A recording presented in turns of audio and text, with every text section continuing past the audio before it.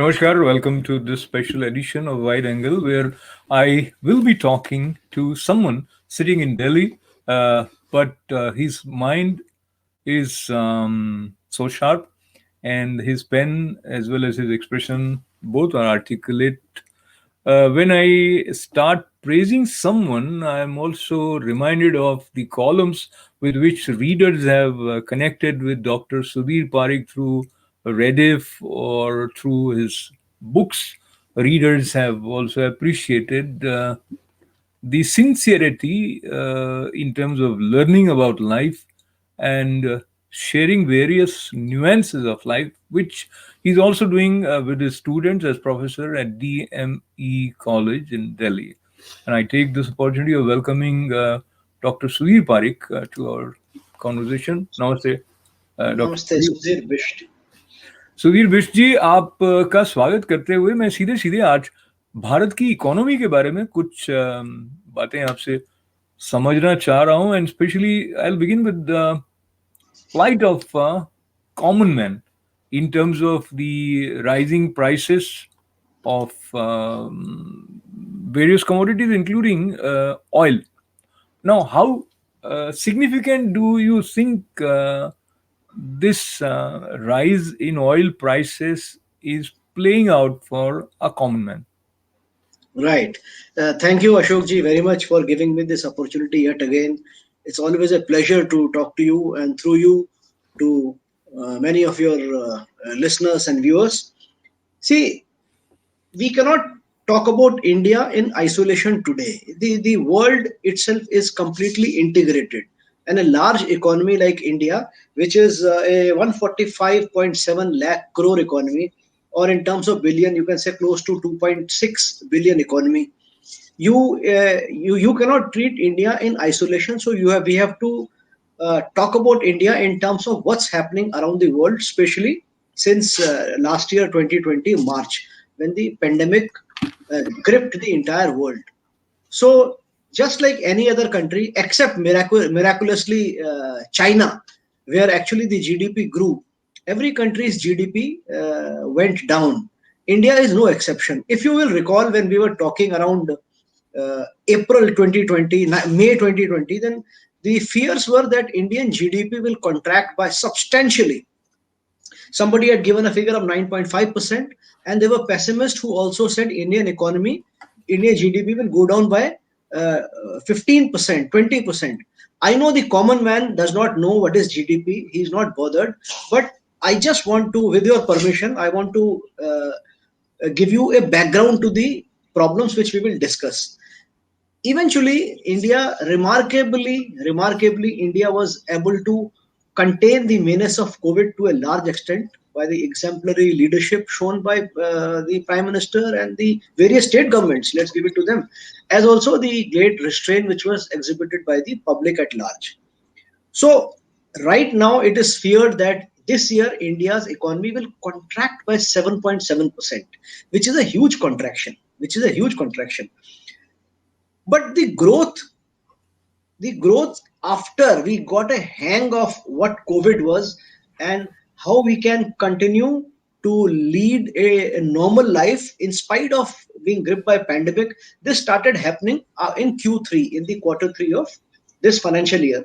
So in quarter one, which is April, May, June 2020, our GDP contracted by 24%. But the quarter two, July, August, September, it contracted by 7.75%. But since then, there has been upswing. As you know, the factories have started working again. MSME sector it has also bounced back. I would like it to bounce back much more completely. So India is now coming back to normal in terms of economy. So that is why you see from the So, Q1, forgive me, yes, Professor, for interrupting you. Dr. Sudhir Bishji, I hear from people are very much, if I use the term, dissatisfied. And sometimes we feel that this is the opposition which says it, but then you also hear that rising prices of oil is also affecting other commodities. And by and large, there is a sense of dissatisfaction and unhappiness among right, uh, many consumers in India. How right. how do you look at it? Are they still appreciative of the other elements in terms of the success of present government, or when people are unhappy, they just look at their immediate concerns and forget about the big picture. To be very honest with you, everybody has a dual kind of a personality within himself or herself. When people view their own hardships, so no amount of rational explanation gives them any solace. People are generally not so happy with the rise in oil prices. For example, the oil price, the price of petrol in Delhi today is around 91 rupees 17 paisa, and the price of diesel is 81 rupees, and price has gone up substantially. But if you see the amount of tax, so people's anger is against the tax which has been levied on them. If you see the fuel prices, the crude oil prices haven't seen the hike which is reflected in the price rise. If it was just the price of the crude, it would not have led to so much of price overall price rise in the market retail price. So on a liter of diesel, we are paying a an excise of 31%, which government of India is collecting. But you have to understand, in Delhi, on petrol, we are paying a excise of 32 rupees. But VAT also, which is levied by the state government. Unfortunate part is, people view that whenever there is price hike, people tend to shift the blame on the union government. For example, in Delhi, if you see the price of petrol in Delhi, union government collects 32 rupees on a liter of petrol, but the state government, the National Capital Territory government, it also collects around 20 rupees. So, but the public anger is largely against, or the public perception is that it is the government of India which is hiking the price. Okay, That is so why that is why I always say that we should bring petroleum products under GST. But I agree with you. There is a sense of, I will not say there is a sense of anger, but there is some sense of disappointment, and should I say sense of dismay, especially for LPG cooking cylinder price, cooking price. okay, so Because the cooking, yeah, yeah, so the based on cooking what I price has been hiked. Cooking price has been hiked. It was hiked by rupees 100 in December. It was hiked rupees 100 in February. And recently there has been a hike of 25 rupees. And there is no subsidy. There is no subsidized cylinder. Although the government gives some subsidy to the poor by way of direct benefit transfer. So yes, so to that extent, there is some anger. I agree with you. So I'm reminded Prime Minister Modi having claimed the joy as on his suggestion, many people on their own stopped taking this subsidy, and I Yes. mean, people have responded positively to him, and he has complimented them also. But now looking at where we are right now in terms of privatization issue, as well as let me bring to your attention.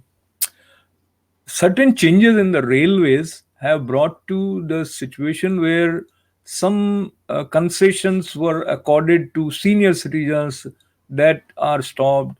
There is rise in the platform ticket, as well as discrepancy in the fare for point A to point B, and the same train having same fare for short distance or long distance. Those kind of things are also not being swallowed easily by common men. Uh, Ashokji, I will be very honest with you.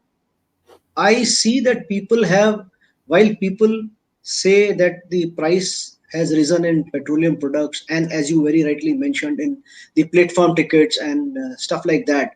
But in many areas, for example, the cost of financing your home, or the cost of financing children's education, or the cost of financing a vehicle, let us say, it has also dropped substantially. Suppose your housing loan has gone down from 2014 till date by 2%. So that 2% also is a hefty saving. Unfortunately, people sometimes tend to forget. If you see the overall scheme of things, I don't think we are facing an inflation which we were supposed to face, given the countrywide or the worldwide pandemic. On the issue of railways, let me also say, see, pricing. We have studied that pricing is one of the four elements of marketing. Let's take the case of platform ticket. Sometimes you want to increase the price of something so that people are discouraged from using that service. You see, in India, when one person, we have a tendency of five relatives accompanying a man till the station. So naturally, if this is an era of pandemic, you want minimum number of people to come to the railway station to see off people. Okay, so I am sure the purpose behind raising the price of platform ticket is so that less number of people visit. On the other hand, you will have to see that in trains, see, trains are running not full capacity because of the pandemic. So when your trains which used to be overloaded like a sack of potato, that situation has gone. Your overheads have not gone. The train is still consuming the same amount of electricity or fuel. The staff costs have not gone up. You still need to cater to them. You need to keep the trains clean. In fact, you need to keep the trains cleaner, and you need to keep the trains in a, you need to clean them in a hygienic fashion. And the number of passengers have dwindled. So I think it is the way government or the Minister of Railway needs to communicate this thing through the messaging platforms or through media conferences or through whatever communication methods they want to do. There is a way, see, people understand. The greatest strength of India is Indians, the people of India, the poor of India. And the poor of India is, he may be argumentative, but he's never irrational. So I think I have spoken to people. If you speak to them, if you tend to, like, students have asked that why this, why not this. If you explain to them, people understand and appreciate. So it's I don't see any fault in I don't see any fault in the pricing. Perhaps there is something which needs to be done in terms of messaging. So how the messaging is done is also important, and then sometimes perception plays a more powerful role than All the time, the all the reality. time, Reality, all the time, right? all the time. So as we continue our conversation with Dr. Sudhir Parekh, who has joined us from India, and we are trying to see how Indian economy is doing, and what are the political ramifications of crucial decisions like privatization of banks. So this is a reverse from nationalization to privatization, and how this is likely to play out in the state elections. We'll talk about that right out. This is very, very short break. Stay with us.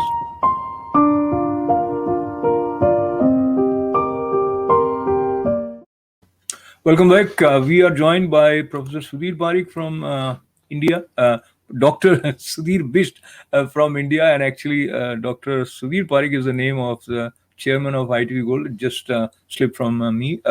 And now, as we were talking about the privatization issue, the way it was raised in parliament by opposition leader Rahul Gandhi, hum do, hamare do, that rhetoric somehow looks like some people are caught in those kind of expressions where they feel that Modi government is supportive of some industrialists. Now, your analysis on this criticism as well as the reality. Ashokji, I don't pull my punches. It is the greatest disservice that any Indian can do to a nation is by being a motor mouth and by talking something which is completely irresponsible. Let me not speak of Rahul Gandhi. Rahul Gandhi, after all, we know that he is still to graduate from being an amateur politician. Let's talk of a solid public intellectual like PB Mehta, who just resigned, and his resignation from Ashoka University has created some kind of a furor. And see, he says this government is about 2.5 people, and he says two corporate houses. See, people conveniently forget that India has always been dominated by one, two, or three business houses till the time of socialism, which ended with the going away of Shri Rajiv Gandhi. India was dominated by Tatas and Birlas and Modis and Dalmias and Godrej and what have you. See, today, if you see, there is people talk about Ambani and Adani. There is Ambani, there is Adani, there is TCS, there is Infosys, there is Wipro, there is HCL. There are so many companies today. In fact, India is one of the most distributed wealth nation in terms of number of corporates is has. That is point number one. Point number two, let us come to privatization. I was reading the editorial director of Swaraj, Jaggi, and he said any industry which will come today in India and the way India will rise, it will rise on the back of services. One, manufacturing, and least is agriculture. And no industry is going to be labor intensive industry. It's a sad fact of technology. It's a truth. We must the faster, the quicker we appreciate this truth and we find ways how to go about in the future, the quicker we do, the better it is. Privatization is the way forward. Privatization is the only way forward. Let me give you an example, sir, with your permission. Let me indulge in a bit of, small incidents. Gyms have been allowed to operate in Delhi. If you go to a private gym, so the gym owner comes to meet you, he greets you with a smile, and he says, "Sir, please come inside, see what are the steps I am taking to ensure that my gym is conforming to all the COVID norms." You go to a DDA gym, which is the government of India. DDA is a department under central government. You go to that gym.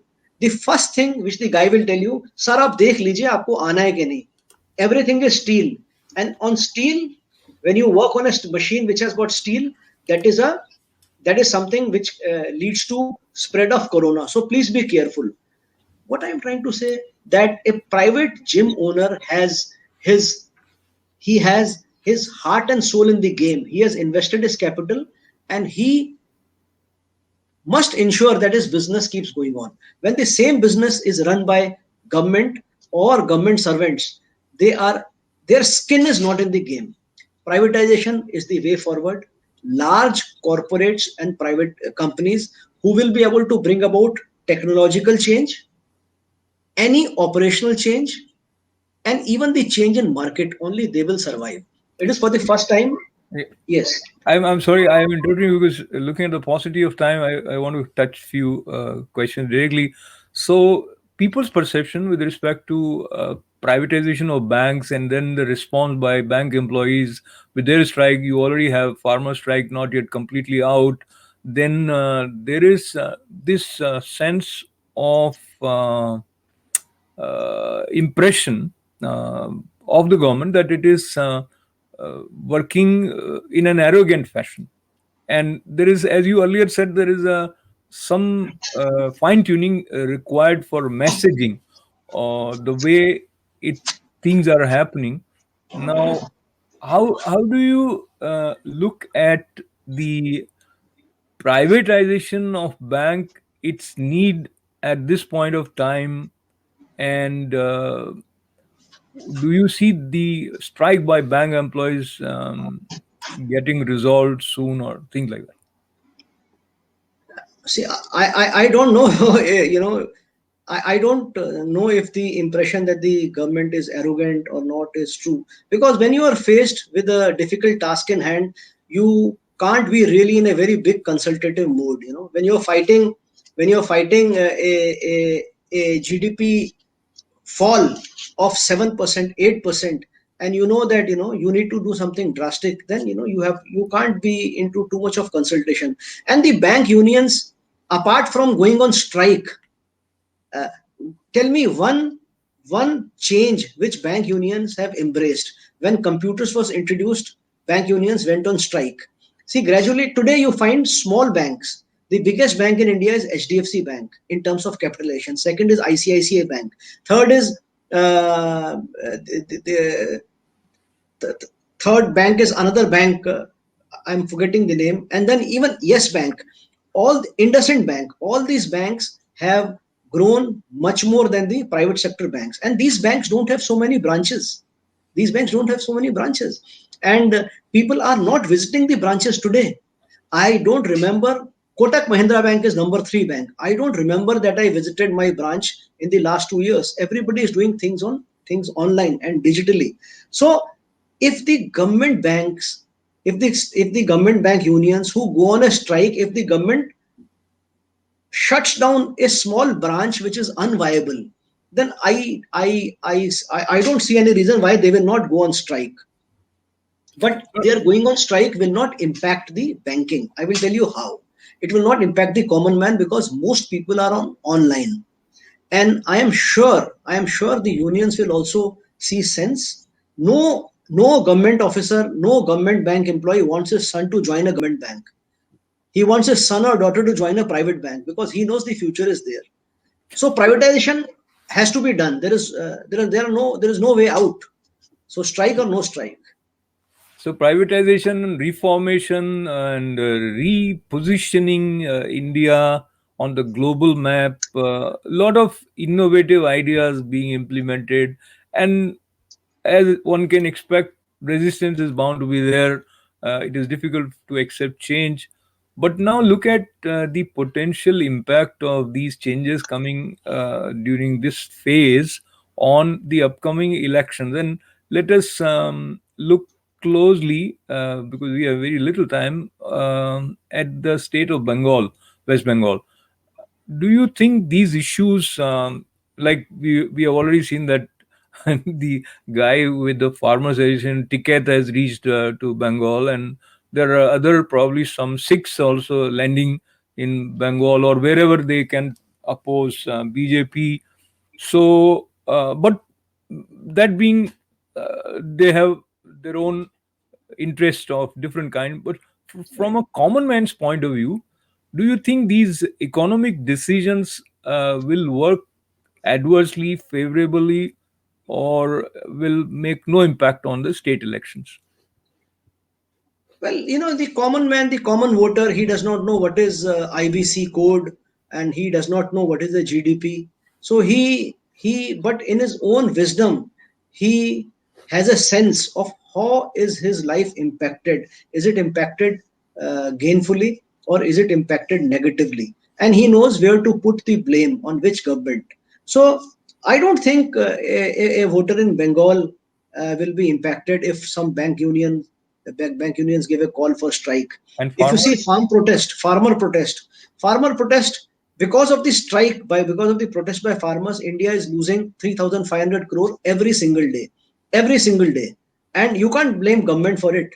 Government, you can appreciate government for not taking strict actions, and government for being so accommodative. And uh, I would say I am disappointed that government has not cleared off the places where these guys are agitating. So the state elections will be fought on political lines, on emotive issues. Also, of course, Mangai is something which is always an issue. So will it impact, like in Bengal? Will Mamata Banerjee gain by it, or she will lose by it? Is to be seen. But it's too close to call. It will be a close fight, and there could be an upset also in Bengal. The way things are going, and the way I see the mood in the TMC camp, they are bringing all the tricks out of the magician's hat. Okay, so they are badly rattled, I think. Head or leg, if you want Whatever. to say. Yeah, whatever. So now the last question for now, that relates to India's future under Prime Minister Modi, and we have read some of the recent developments related to vaccine with a lot of pride, even though we are away from India as Indian Americans. But in terms of overall impact on India's economy, um, in terms of reviving, etc. So, very briefly, how much hopeful you are at this point, and what is your major concern? I am very hopeful that we are already coming back strongly. See, the indicator that we are coming back strongly is, you see, I talk in terms of hard facts. The GST collection for December, it is 145.7, it is 1.15 lakh crore, and it is the highest ever GST collection since GST was introduced. So 1.15 lakh crore, and this is 12% higher than the GST collected in December 29. So it is 12% higher. In January also, I think this 1 lakh crore figure has been breached. Okay, I think in February also, although February has less number of days, this figure has been breached. So the economic indicators, and the biggest indicator is GDP, is GST collection, because that tells you how much sales are happening in service sector and manufacturing sector. So since December, January, February, we are doing better than 2019 and 2020. Okay, March of course we will do better, and April we will of course do better. So that is number one. So that thing. is in spite of COVID-19. Yeah, So and that's- yeah, 20, we are suffering, we are into COVID period right now, and in 2020 December we were not in COVID period. So that means we have come out of that recession of the GST numbers have gone up by 12%. So it is very heartening. It is very, very heartening. Of course, some of it is because there was a pent up demand and then people have made purchases now. But the February and March figures also will be very good. I have not been able to get hold of that. And the government is, the vaccine program has started in real earnest. Government has earmarked 35,000 crore for the vaccination for this financial year. Today I got vaccinated. Incidentally, I'm speaking to you, and I'm hale and hearty. So very I good. went to the hospital. I paid 225 rupees, 250 rupees to get my shot. So where in the world can you get 250 rupees for one of the world's best vaccine manufactured in India? Absolutely. Number three, yeah. Yeah, Yes. everything is going on track. People are going back to the factories, and the real boost is coming from construction sector, because construction sector is something which went down by almost 21 by 12%. Hotel went by 21%. So I was in Taj last week, and it was absolutely full, and you couldn't find a table for the breakfast at the costliest hotel in India, or one of the costliest hotel in India. So that tells you that things are coming back to normal. Thank you very much, Sudhirji. Dr. Sudhir Bisht, professor at DME Delhi, author as well as columnist. And I think the overall outline and the picture of Indian economy at this point of time, as we got from you, is quite encouraging, and there are reasons to be hopeful.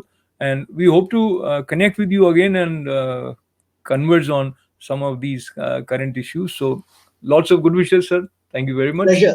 Pleasure is mine. Thank you very much. As I thank Dr. Sudeep, I thank all of you also for being a part of this conversation. Stay well, stay healthy. This is Ashok Vyas.